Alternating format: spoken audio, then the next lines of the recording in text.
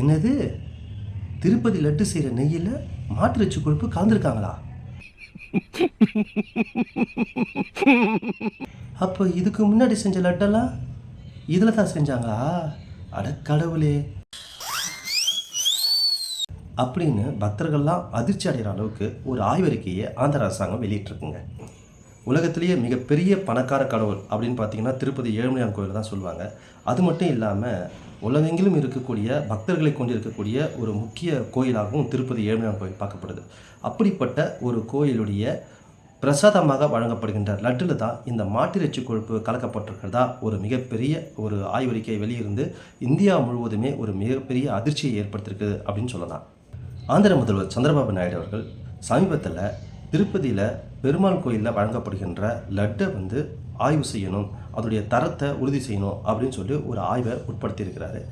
அந்த ஆய்வறிக்கையில் லட்டு தயாரிக்க பயன்படுகின்ற நெய் தரமற்றதாக இருக்கிறதாகவும், அந்த நெய்யோட மாட்டிறைச்சி கொழுப்பு கலக்கப்பட்டிருக்கிறதாகவும், அது மட்டும் இல்லாமல் அது கூட தாவர எண்ணெய், மீன் எண்ணெய், பாமாயில் சிலவற்ற பொருட்கள் எல்லாம் கலக்கப்பட்டிருக்கிறதாகவும் ஆய்வறிக்கையில் சொல்லியிருக்குது.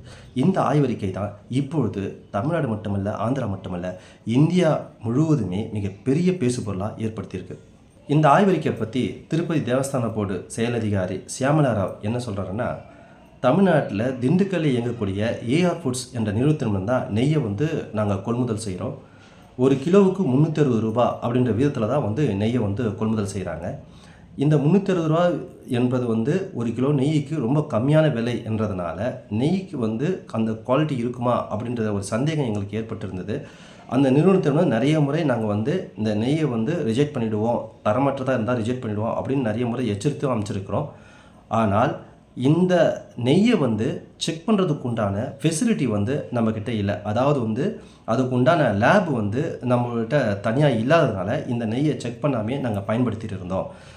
சமீபத்தில் தான் லட்டுடைய தரத்தை ஆய்வு செய்யும் பொருட்டு முதல் உத்தரவு பேரில் இந்த நெய்யை ஆய்வுக்கு உட்படுத்தணும். அந்த ஆய்வின் அறிக்கையின் மூலமாக தான் இந்த நெய்யில் இந்த மாமிச கொழுப்பு கலக்கப்பட்டிருக்கிறது எல்லாருக்குமே தெரிய வந்திருக்குது. இந்த ஆய்வறிக்கையின் மூலமாக தீவிர விசாரணை நடைபெற்று வருவதாக தெரிவிச்சிருக்கிறாரு. இந்த அறிக்கையை பற்றி ஆந்திர முன்னாள் முதல்வர் ஜெகன்மோகன் ரெட்டி என்ன சொல்கிறாருன்னு பார்த்தீங்கன்னா, இது திட்டமிட்ட அரசியல் பழிவாங்கும் செயலாகவும், அதே சமயத்தில் அரசியல் நடத்த தெரியாதவர்கள் சூழ்நிலை கருதி வேறு திசையை மாற்றுவதற்காக பயன்படுத்தக்கூடிய ஒரு யுக்தியாகவும் இதை பார்க்குறேன் அப்படின்னு சொல்லியிருக்காரு. இதுக்கிடையே தமிழகத்திலிருந்து இந்த நெய் சப்ளை ஆகிறதுனால தமிழக அரசு உணவு பாதுகாப்புத்துறை அதிகாரிகள் அந்த ஏஆர் ஃபுட்ஸ் நிறுவனத்தில் ஆய்வு மேற்கொண்டிருக்கிறாங்க. கடந்த ஜூலை மாதம் மேற்கொண்ட போது நெய் தரமுள்ளதாக இருக்கிறதா அப்போ தெரிவிச்சிருக்கிறாங்க.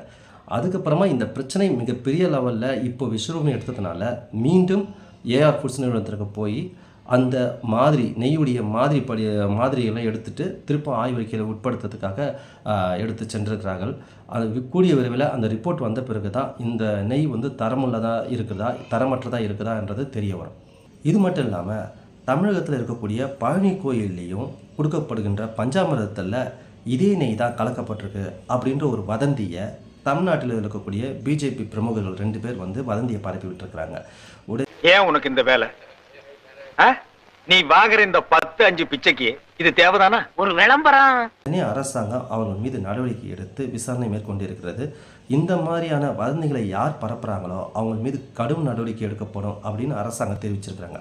அது மட்டும் இல்லாமல் மக்கள் இந்த மாதிரி வதந்திகளை நம்பக்கூடாது அப்படின்னு அரசாங்கம் வேண்டுகோள் வச்சிருக்கு. இதற்கிடையே மத்திய அரசாங்கம் இந்த விஷயத்தில் தலையிட்டு ஜேபி நட்டா அவர்கள் இதுக்குண்டான ஆய்வறிக்கையை சமர்ப்பிக்குமாறு கேட்டிருக்கிறாரு. இதை பற்றி பக்தர்கள் என்ன சொல்கிறாங்கன்னா, இது நாள் வரைக்கும் கொள்முதல் பண்ணும்போது அந்த நெய்யை ஏன் நீங்கள் செக் பண்ணாமல் விட்டீங்க? அந்த நெய்யை அப்பயே செக் பண்ணியிருந்தால் அதோடைய குவாலிட்டி தன்மை என்னன்றது எல்லாருக்குமே தெரிஞ்சிருக்கும். அது மட்டும் இல்லாமல் இந்த நெய்யை செக் பண்ணுறதுக்கு உண்டான லேப் ஃபெசிலிட்டி எங்கள்கிட்ட இல்லை அப்படின்னு சொல்கிறீங்க. இவ்வளோ பெரிய ஒரு கோயில் நிர்வாகம் ஒரு சின்ன நெய்யை செக் பண்ணுறதுக்கு உண்டான ஒரு லேப் ஃபெசிலிட்டி அமைக்க முடியலையா அப்படின்ற ஒரு கேள்வியையும் அவங்களுடைய ஆதங்கத்தையும் தெரிவிக்கிறாங்க. எது எப்படியோ திருப்பதி ஏழுமலையான் கோயிலுடைய பிரசாதமாக கருதப்படுகின்ற லட்டுலிய நெய்யில் இந்த மாமிச கொழுப்பு கலக்கப்பட்டிருந்தால் நிச்சயமாக அது தண்டிக்கப்பட வேண்டிய ஒரு குற்றமாக தான் கருதப்படுது. அது மட்டும் இல்லாமல் மிகப்பெரிய பாவ செயலாகவும் பார்க்கப்படுது. அதே போல் இந்த மாதிரியான விஷயங்கள் நடைபெறாமல் இருந்திருந்தால் நிச்சயமாக அது ஒரு மதிக்கத்தக்க ஒரு போற்றுதலுக்குரிய ஒரு விஷயமாக தான் நம்ம எல்லாரும் பார்க்கணும். மத்திய அரசாங்கத்திலிருந்து வரக்கூடிய ஒரு முழு ஆய்வறிக்கை மூலமே இந்த லட்டுடைய புனிதத்தன்மை அனைவருக்கும் தெரிய வரும். அதுவரை அனைவரும் பொறுத்திருந்து தான் ஆக வேண்டும். மற்றும் ஒரு சுவாரஸ்யமான செய்தியோடு உங்களை சந்திக்கிறேன். வீடியோ பார்த்த அனைவருக்கும் நன்றி. வணக்கம்.